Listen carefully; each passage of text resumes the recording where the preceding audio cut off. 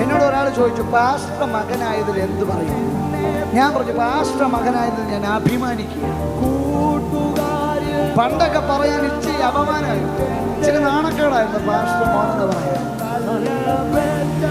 എല്ലാവരും ഞാൻ പോലീസിന്റെ മോനാണ്, ഞാൻ പട്ടാളത്തിന്റെ മോനാണെന്നൊക്കെ പറയുമ്പോൾ ഉപദേശിയുടെ മോനാണെന്ന് പറയാൻ ചെറുതായിട്ടൊരു നാണക്കേടുണ്ടായിരുന്നു.